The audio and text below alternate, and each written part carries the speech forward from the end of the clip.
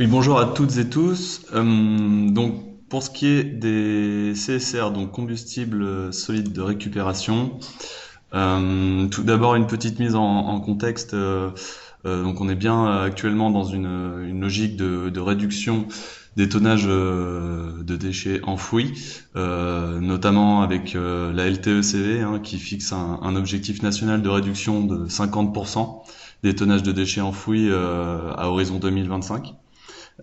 Et on a également donc le plan qui demande un suivi des tonnages de CSR qui sont valorisés sur la région. Donc que ce soit en cimenterie ou dans des chaufferies, des installations dédiées. Également quelques petites définitions pour qu'on soit bien raccord sur ce qu'est un CSR, puisqu'il existe plusieurs combustibles de substitution. Donc là, vous avez quelques illustrations. Donc à côté des CSR, on retrouve les biocombustibles solides. Donc là, on parle vraiment de biomasse, de bois-énergie. On va avoir également les combustibles spécifiques où on peut retrouver par exemple du bois B, des pneumatiques, ce genre de déchets. On est vraiment sur un flux monomatière généralement, donc qui sont la plupart du temps valorisés en cimenterie. Et enfin, on retrouve les déchets dangereux qui servent aussi de combustible, principalement aussi valorisés en cimenterie. Donc, on est vraiment sur un champ, sur le champ des CSR, donc qui est celui-ci est encadré en rouge, donc qui est vraiment un produit de déchets non dangereux, qui est issu soit de centres de tri des ordures ménagères ou des centres de tri d'activités économiques, et on va récupérer les refus de ces centres de tri là pour vraiment produire un combustible de qualité, donc un combustible solide de récupération. Voilà pour ce qui est du contexte et des définitions.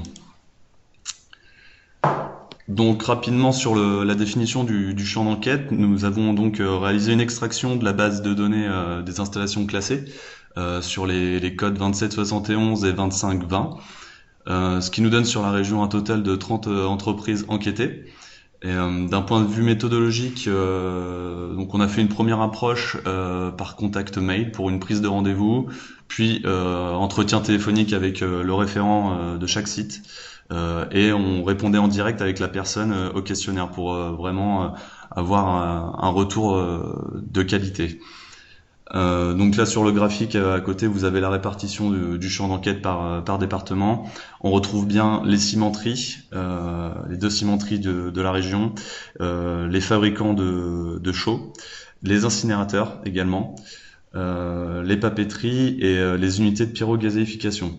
Donc les incinérateurs, ça peut paraître étonnant de les voir apparaître ici dans l'enquête, mais on s'y est quand même intéressé puisque d'après la littérature qui existe au niveau national et même européen, en fait il est possible que des incinérateurs fassent directement concurrence par exemple à des cimentiers sur les CSR, notamment pour combler des vides de four dans des soucis de rendement, bien évidemment.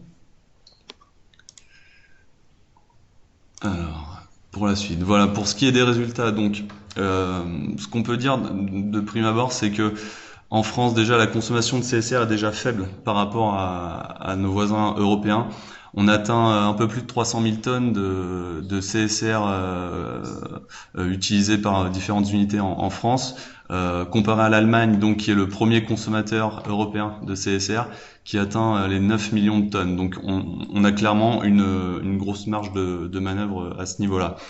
Et donc la Nouvelle-Aquitaine qui atteint en 2018 les 31 500 tonnes, presque, de CSR consommées, ce qui représente environ 10% de la consommation nationale, et uniquement par 3 installations. Donc sur les 30 unités enquêtées, uniquement 3 consomment des CSR. Donc on retrouve bien les deux cimenteries qui sont basées à Hervaux dans les Deux-Sèvres et à Bussac-Forêt en Charente-Maritime. Et on a également l'unité de pyrogazéification à Morsinx dans les Landes. La deuxième unité de pyrogazéification n'apparaît pas ici puisque tout simplement elle n'est pas en service actuellement. Pour ce qui est des origines du CSR, pour 65% de ces tonnages proviennent de la région. Ils sont fabriqués en Nouvelle-Aquitaine. Pour le reste, ça provient de Loire-Atlantique.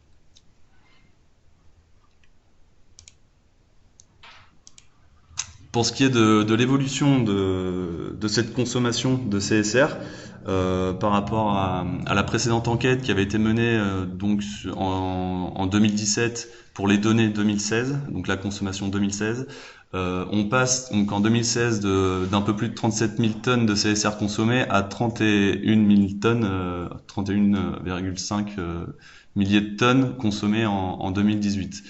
Donc ça fait une diminution de 15% de CSR consommé sur la région, ce qui peut paraître assez important. Et en fait, lorsqu'on regarde un peu plus dans le détail, c'est vraiment donc cette diminution est vraiment liée en fait à l'activité de l'unité de pyrogazéification qui a vraiment réduit son tonnage de CSR. Lorsqu'on zoome sur les deux cimentiers, en fait, leur consommation reste stable. On a une petite diminution de 2%. Voilà. Donc je vous avais également mis la capacité nominale de traitement de CSR de ces trois unités, donc qui est de 103 000 tonnes an. Voilà pour ce qui est des résultats de cette enquête. Pour ce qui est de la suite concernant le sujet CSR, en fait, en 2020, on a prévu un travail d'enquête donc auprès des préparateurs cette fois-ci. Vraiment les installations qui vont récupérer les refus de tri des différents centres de tri de la région et qui vont vraiment créer de la valeur ajoutée et préparer du CSR à destination des cimentiers par exemple. Et en 2021, on reconduira cette enquête une nouvelle fois. Peut-être avec un peu plus de tonnage, peut-être que les tonnages seront à la hausse cette fois-ci, mais cette enquête de toute façon a vocation à être faite tous les 2 ans.